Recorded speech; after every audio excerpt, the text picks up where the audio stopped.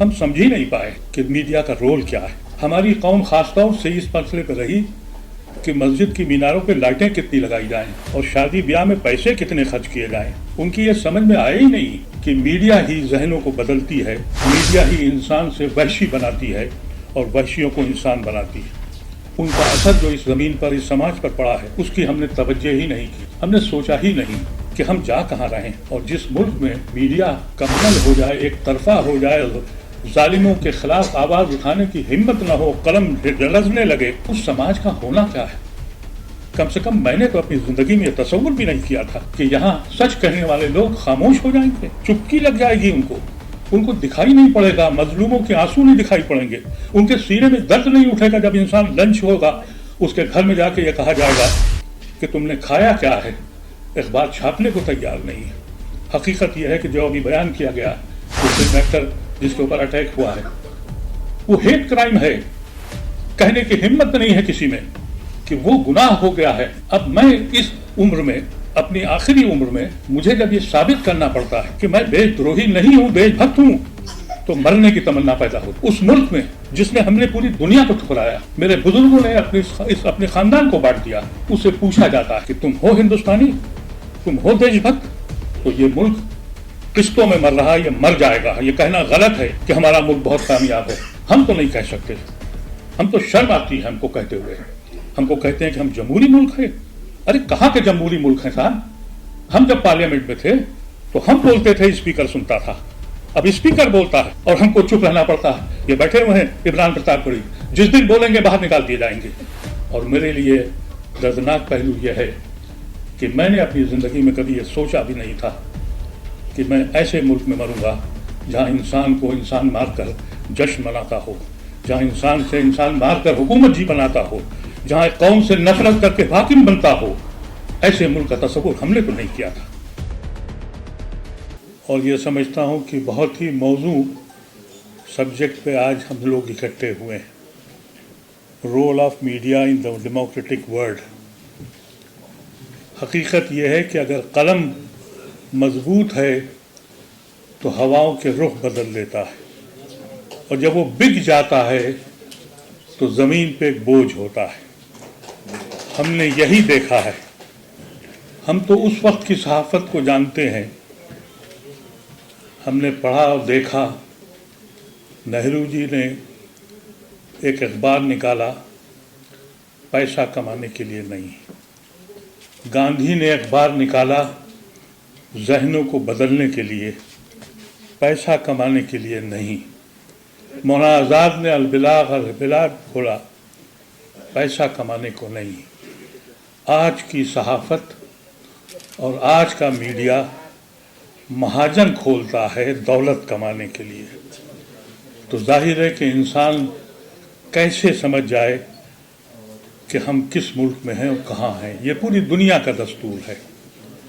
اردو صحافت میں آج خالد انور صاحب موجود ہیں، بہترین صحافی ہیں، ہمارا بڑا پرانا تعلق ہے. ملت ٹائمز نے بھی اردو صحافت کو سمجھا. صحافت وہ چیز ہے، میڈیا وہ چیز ہے جس کو سب سے پہلے ہمارے یہودیوں نے سمجھا. خلافت عثمانیہ کی تباہی کا باعث سب سے پہلے انہوں نے وہاں ایک اخبار نکالا. آپ کو تعجب ہوگا، اس اخبار کا نام حماس تھا، جو وہاں کی زبان ہے. اور وہاں سے انقلاب شروع کیا. پوری سلطنت الٹ کے رہ گئی. آج پوری دنیا پہ حاکم کون ہے؟ یہودی صحافت. میڈیا کے دنیا کے جو سب سے بڑے جو گروپ ہیں وہ سب یہودیوں کے پاس ہیں. اور جب یہ RSS نے سمجھ لیا کہ میڈیا کی اہمیت کیا ہے، تو ہماری زمین جب سے ہندوستان پہ قبضہ ہوا، ہماری زمین جہنم بن گئی.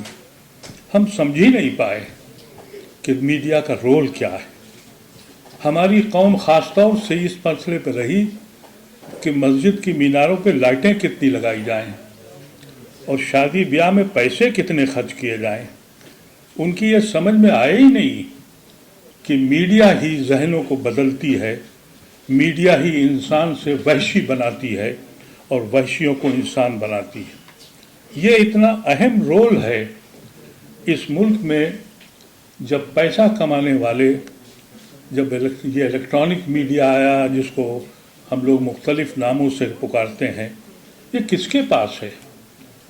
ان تاجروں کے پاس ہے جنہوں نے دولت کمانے کا دستور بنا لیا ہے۔ ان کو لگا کہ یہ اخبارات اور یہ چینل ہم اپنی دولت کے سہارے قبضہ کر لیں گے۔ ان کو یہ سمجھ میں نہیں آیا ہندوستان کے ہمارے بھائیوں کو، اور جس طرح کا ماحول تیار ہوا۔ ہمیں یاد ہے اپنے جوانی میں، بچپن میں، اردو کا ایک اخبار ماجد دریابادی صاحب کا نکلتا تھا، سخت جدید۔ ایک بوسیدہ سے کاغذ پہ کالی روشنائی سے تحریر ہوتی تھی، وہ سینوں کو چیر دیتی تھی، ایک راہ دکھاتی تھی۔ قومی آواز ایک اخبار نکلتا تھا، ایک بوسیدہ سے اخبار پر، کاغذ پر، وہ دلوں کو چھوتا تھا، حقائق کو بیان کرتا تھا، ظالم کے خلاف آواز اٹھاتا تھا، مظلوم کے لیے چلاتا تھا۔ آج کئی کلر کے اخبارات نکلتے ہیں، بڑے بڑے اشتہارات کے ساتھ نکلتے ہیں۔ ان کا اثر جو اس زمین پر، اس سماج پر پڑا ہے، اس کی ہم نے توجہ ہی نہیں کی، ہم نے سوچا ہی نہیں کہ ہم جا کہاں رہے ہیں۔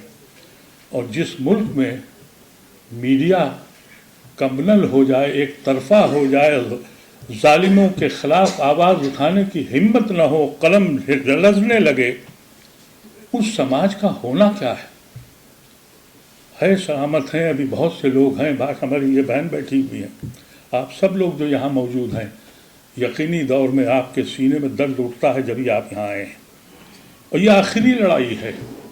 اور یہ کہنا کہ ہم بہت اچھے ہیں، میں بالکل مولانا امیر جماعت کی بات سے متفق ہوں۔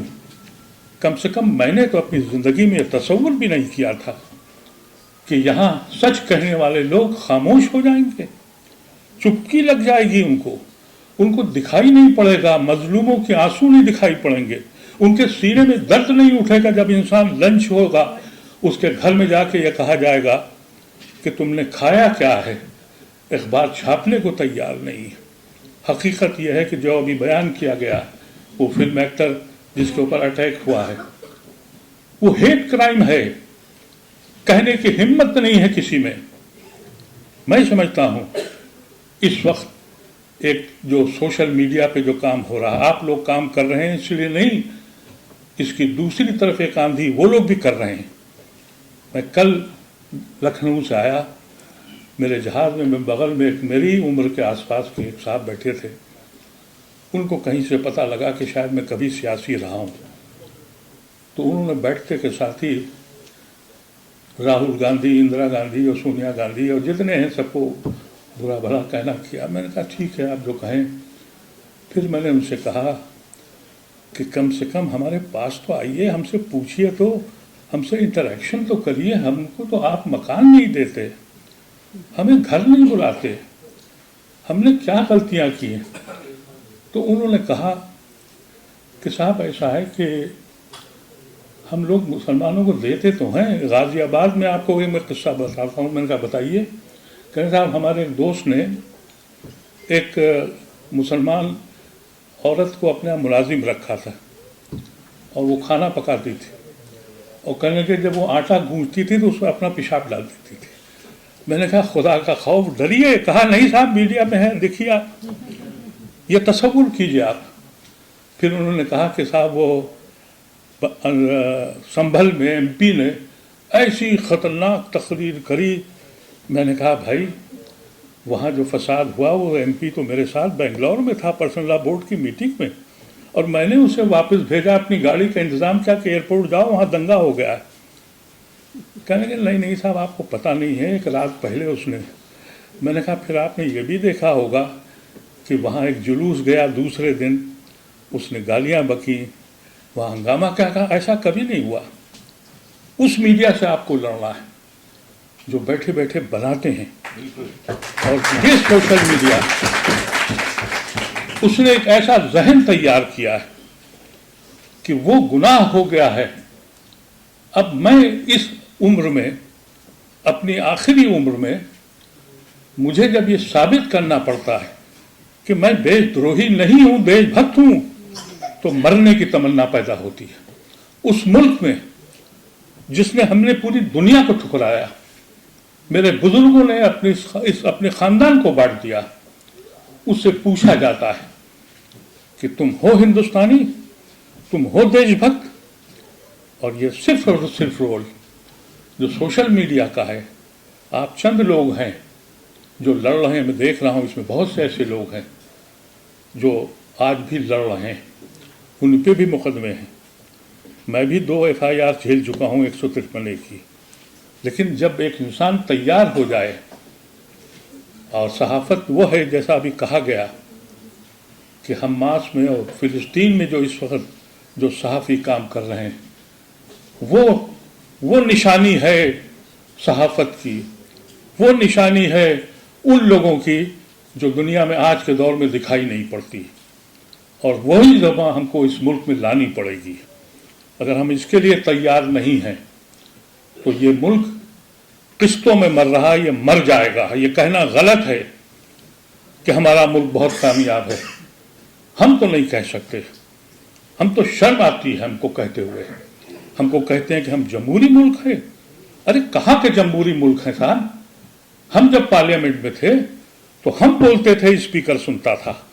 अब स्पीकर बोलता है और हमको चुप रहना पड़ता है। ये बैठे हुए हैं इमरान प्रतापगढ़ी, जिस दिन बोलेंगे बाहर निकाल दिए जाएंगे। ये पार्लियामेंट है, कहते हैं कि हम जमहूरी मुल्क हो गए।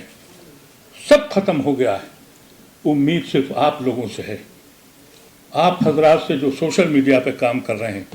सिर्फ आपको सिर्फ हमसे या अपनी आवाज़ पहुंचाने की ज़रूरत नहीं है, लेकिन आपसे बड़े भी लोग हैं जो इस तरह का जहर बो रहे हैं, इंसान को इंसान से लड़ा रहे हैं, झूठी खबरें छापते हैं और इस तरीके से निकालते हैं कि उनके जहनों में कुछ और रह नहीं गया है। मुझसे बहुत लोग कहते हैं कि साहब हालात ठीक हो जाएंगे। हाँ, अगर मीडिया सामने हो गया और मीडिया अगर बिकने से बंद हो गया और मीडिया में अगर कुव्वत आ गई, ये जो अखबार हम खरीदते हैं, क्या आप समझते हैं कि ये आपका पहला खरीद है? ये अखबार पहले ही से बिक चुका होता है, हम दोबारा खरीदते हैं। हम दोबारा खरीदते हैं उस अखबार को रोज, क्योंकि वो बिका हुआ अखबार होता है, वो पहले ही से बिक चुका होता है। ये जो इश्तिहारात होते हैं और जो चीज़ें होती हैं वो उनको खरीद चुकी होती हैं। ऐसे वक्त में सिर्फ एक मीडिया बचा है। जब आप मजबूत होंगे, वो जुडिशरी जो सब कुछ कहने के बाद हक बात बोलती तो है, लेकिन जब लिखने जाती है तो हाथ उसके लरसते हैं। लेकिन जब मीडिया का खौफ उसके ऊपर आएगा तो वो हाथ उसके भी खत्म हो जाएंगे, वो हिम्मत से काम करेगा। यही वजह है जो पुलिस या इंतज़ामिया है उसको मालूम है आज कितने लोग जेलों में बाहर हैं, कितने लोग आज भी पड़े हुए हैं। इसी शहर में खालिद जो जेल में है, उसके बाप से, उसके घर वालों से पूछिए, क्या मीडिया ने ऐसी आवाज़ लगाई कि चलो सड़कों पर, चलो। आज इस दिल्ली के अंदर कभी 500 आदमी खड़ा हुआ कि जिस आदमी पे आज तक इल्ज़ाम नहीं साबित हुआ उसको तुम बेल नहीं देते? लेकिन हम कैसे करें? मैं अगर बोलूँगा तो मेरी घर की दीवारें आवाज़ सुन लेंगी, लेकिन जब आप बोलेंगे तो दुनिया सुनेगी। जब आप बोलेंगे तो लोगों में सोए हुए लोगों के दिलों में जुम्बिश पैदा होगी और वो फिर एक तहरीक की शक्ल बनेगी। इनकलाब लाने का जरिया सिर्फ मीडिया है। अगर इनकलाब लाना है और हिंदुस्तान को बचाना है और इंसानियत को महफूज करना है और जालिमों के हाथ को रोकना है और इस कॉन्स्टिट्यूशन को बचाना है, तो फिर मीडिया ही एक रोल बचा है। और मिल्लत टाइम्स को मैं मुबारकबाद इसलिए देता हूँ कि मैं बराबर उनके प्रोग्राम्स देखता हूँ, उनकी जुर्रत को देखता हूँ और हौसले को देखता हूँ। मैं समझता हूँ ये बेहतरीन मौका है और अल्लाह आपको और तरक्की दे। और इसी तरह के जो ऑनेस्ट मीडिया हैं, मसला ये नहीं है कि कोई मीडिया मुस्लिम मीडिया हो या हिंदू मीडिया हो या हो मीडिया, ऑनेस्ट मीडिया की ज़रूरत है। ऑनेस्ट मीडिया जो है उसकी शक्ल में हम खड़े हों, और मैं समझता हूँ आपने एक बड़ा काम किया है। यहाँ जितने भी हजरात हैं, मैं समझता हूँ ज़्यादातर मीडिया के ही लोग हैं। उनको इस बात का समझना चाहिए अब मुल्क तुम्हारे हाथ में है। हम लोगों ने अपनी कोताहियों, अपनी खुदगर्जियों की वजह से अपने मुल्क को बर्बाद कर दिया है, लेकिन अगर मीडिया के लोग ये बावर कर दें, यकीनी तौर पर हमें मालूम है कि हरिजन अखबार ने जहनों को बदला था। मौलाना आज़ाद के अखबार हिलाल अल बिलाग ने खून में जोश पैदा कर दिया था, पूरी मिल्लत को तैयार कर दिया था। ये मोहम्मद अली जौहर कामरेड अखबार ने क्या क्या इनकलाब किए थे। इस मुल्क को अगर बचाना है तो मीडिया को बचाना पड़ेगा। अगर इस मुल्क को नहीं बचाया, ये कहा गया अभी कि 165-166 मकाम पे हम हैं, और वो इसलिए हैं कि बाकी कोई डेमोक्रेटिक कंट्री ऐसा नहीं है जिसके नीचे हम हों। दुनिया के वाहिद डेमोक्रेटिक कंट्री हम हैं जिसका 165-166 के नाम पे चलता है। मैं अभी अमेरिका गया था, 15 दिन पहले वहीं था। वहाँ लोग मुझसे पूछते थे अखबार क्यों नहीं बोल रहे हैं। मैंने कहा लिखते हैं, कोई सुनने को तैयार नहीं है, कोई चाहने को तैयार नहीं है। अखबारात जो हैं वो निकलना मुश्किल है। हम लोगों को सबको उम्मीद यही इसी अल्टरनेटिव मीडिया से है। आप उसके एक महम रोल अदा कर रहे हैं, और वो सारे हजरात जो यहाँ मौजूद हैं उन सब के लिए जिम्मेदारी बनती है कि वो ऑनेस्ट मीडिया की हैसियत से इस मुल्क को बचा लें, खुदारा बचा लें, नहीं तो इस मुल्क में अब कुछ बचा नहीं है। और मेरे लिए दर्दनाक पहलू यह है कि मैंने अपनी ज़िंदगी में कभी ये सोचा भी नहीं था कि मैं ऐसे मुल्क में मरूंगा जहाँ इंसान को इंसान मारकर जश्न मनाता हो, जहाँ इंसान से इंसान मारकर हुकूमत जी बनाता हो, जहाँ एक कौम से नफरत करके हाकिम बनता हो। ऐसे मुल्क का तस्वुर हमने तो नहीं किया था। हम समझते हैं सिर्फ और सिर्फ यही एक ज़रिया है। उसके लिए आप लोग मुबारकबाद के मुस्तहिक़ हैं। वाखिर दावाना।